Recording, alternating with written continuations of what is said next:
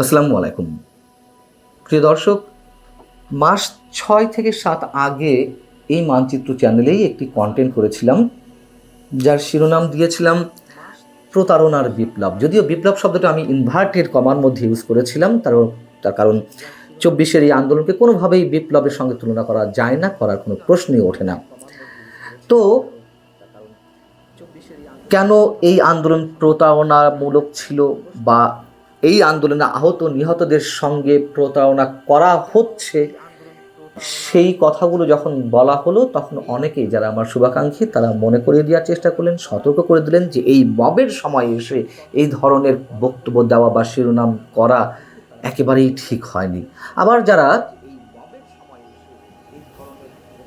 ক্ষিপ্ত হলেন তারা ফ্যাসিবাদের দোষর হিসেবে আখ্যা দেওয়ার চেষ্টা করলেন, নানান ধরনের হুমকি দিলেন। যদিও এই ধরনের ট্যাগ লাগিয়ে দেওয়া নতুন কিছু নয়, এর আগে পরে অসংখ্যবার এই ধরনের ট্যাগ লাগিয়ে দেওয়া হয়েছে, যেমনটা আওয়ামী লীগের সময় বিএনপি জামাতের দালাল বানিয়ে ফেলা হয়েছিল আমাকে। যাই হোক, এই কথাগুলো এ কারণে বলছি যে এটা যে স্রেফ প্রতারণার বিপ্লবে পরিণত হয়েছে, সেই কথাগুলো খুব সহজভাবে আরও কঠিন শব্দে জানান দিয়েছেন বৈষম্য বিরোধী ছাত্র আন্দোলনের সাবেক মুখপাত্র, আন্দোলনের সামনের সারির নেত্রী উমামা ফাতেমা। তিনি স্পষ্ট ভাষায় বলেছেন যে এই যে সংস্কার, জুলাই শহীদ, আহত, এগুলো স্রেফ মুখের বুলি, এবং এই অভ্যুত্থানকে তিনি বাজার দরের কেনাবেচার সঙ্গে তুলনা করেছেন। এখন কি বলবেন? অনেকে বলবেন তিনি পদ পদবি পাননি, তিনি সামনের সারিতে স্থান করে নিতে পারেননি এনসিপিতে বা জাতীয় নাগরিক পার্টিতে, এই কারণে তিনি এই কথাগুলো বলছেন। বলার কোনো অবকাশ নেই যারা এইগুলো বলতে চান।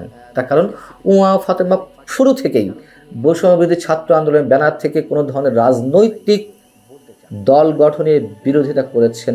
শুরু থেকেই বিভিন্ন গণমাধ্যমের সাক্ষাৎকারে তিনি স্পষ্ট করে বলেছেন।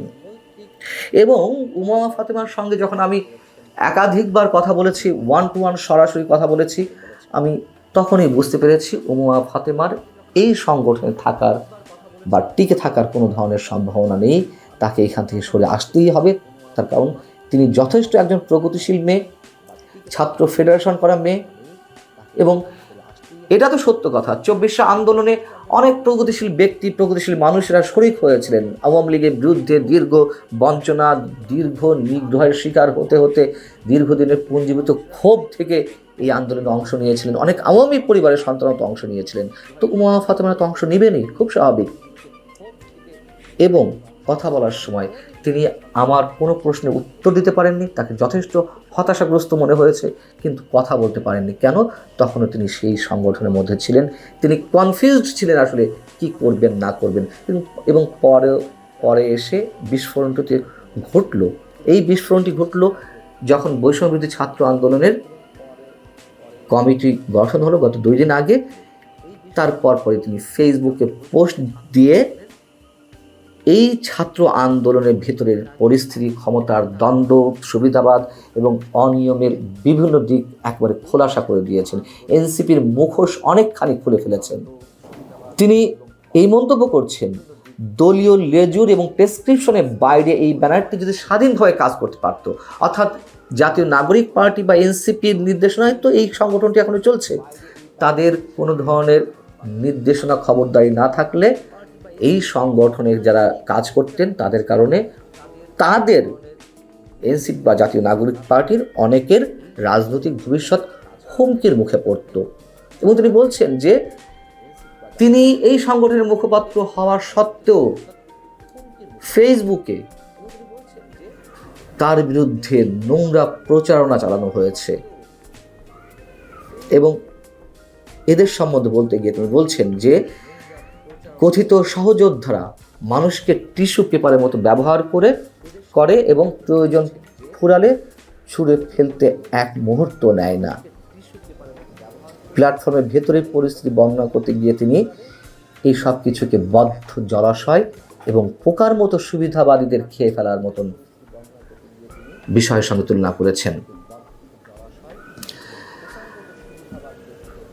উমামা ফাতেমা একথাও বলছেন যে সংগঠনের ভিতরকার অবস্থা, যখন এই সংগঠনের সাবেক আহ্বায়ক হাসনাত আবদুল্লাহ কিংবা অন্যান্য নেতাদের জানানোর চেষ্টা করেছেন, কোনো ভিত হয়নি, বরং তাদের আচরণগুলো রহস্যজনক মনে হয়েছে। আমরা তো প্রতিনিয়ত তাদের কত বিপ্লবী কথাবার্তা শুনছি, তাই না? শেষ পর্যায়ে এসে তার ফেসবুক পোস্টে উমা ফাতেমা আরও শক্ত শব্দ ব্যবহার করেছেন। তিনি বলছেন, যারা তার সঙ্গে নোংরামি করেছে এবং অভ্যুত্থানকে বাজার দরে কেনাবেচা করেছে তাদেরকে তিনি ক্ষমা করবেন না। এবং তিনি বৈষম্যবিরোধী ছাত্র আন্দোলনের ছাত্রদেরকে পড়াশোনার টেবিলে ফিরে যেতে বলেছেন। এই শব্দটা আমাদের কাছে খুবই আশ্চর্যজনক, এই কারণে যেই ছাত্ররা বাংলাদেশ পাল্টে ফেলার স্বপ্ন দেখায়, নিজেরা রাজনীতিবিদ হয়ে উঠেছে, কখনো পড়াশোনার কথা তাদের মুখ থেকে আমরা শুনিনি, কাউকে পরামর্শ দিচ্ছে অথবা দেশের শিক্ষা সংস্কারের জন্য তারা কোনো দাবি তুলছে। কি অদ্ভুত! ঠিক একইভাবে ডক্টর মোহাম্মদ ইউনূসের কথা বলা যায়, কখনো তিনি ছাত্রদের উদ্দেশ্যে পড়াশোনায় মনোযোগী হতে বলেননি। এবং এই বৈষম্যবিরোধী ছাত্র আন্দোলনের ব্যানার থেকে যেই দলটি গড়ে উঠেছে, জাতীয় নাগরিক পার্টি, তাদের অনেকে তো দাবি করেন যে তারা 200 থেকে 300 আসন পাবে, তারা ক্ষমতায় যাবে তার মানে। অথচ আন্তর্জাতিক গণমাধ্যম দ্য ইকোনমিস্ট গত একদিন আগেই তারা যে প্রতিবেদনটি প্রকাশ করেছে এবং তারা তাদের জরিপের কথা জানিয়েছে, যেখানে দেখা যাচ্ছে এনসিপির জনপ্রিয়তা মাত্র 5%। দুর্ভাগ্য বাংলাদেশের মানুষের যে এই ছাত্র নেতাদের চোখেই তারা স্বপ্ন দেখতে চেয়েছিল, আমরা দেখতে চেয়েছিলাম, কিন্তু শুরু থেকেই একটা অভ্যুত্থান সফল হওয়ার পরপরই এমন একটা বিষয় হয়ে দাঁড়ালো তাদের, যে কি না কি করে ফেলেছে। দখলবাজি, চাঁদাবাজি, তদবির বাণিজ্য, সন্ত্রাসী কর্মকাণ্ড, মবে নেতৃত্ব দেওয়া, লবিং, গ্রুপিং, ক্ষমতা লিপ্সু হয়ে পড়া, ক্ষমতায় যাওয়ার জন্য যা ইচ্ছে তা করা, ভিন্ন রাজনৈতিক দলের সিনিয়র নেতাদেরকে সম্মান করে পর্যন্ত কথা না বলা, এই জায়গায় এসে পৌঁছেছে এই নেতারা। উমা ফাতেমা ঠিক মুখোশটা অনেকখানি খুলে দিয়েছে। এতে আমরা খুব খুশি নই যে একের পর এক এদের এই চরিত্র, এই চেহারা দেখতে হচ্ছে। তার কারণ স্বপ্নভঙ্গ তো হয়েছে আমাদেরই। ভালো থাকুন সবাই। আল্লাহ হাফিজ।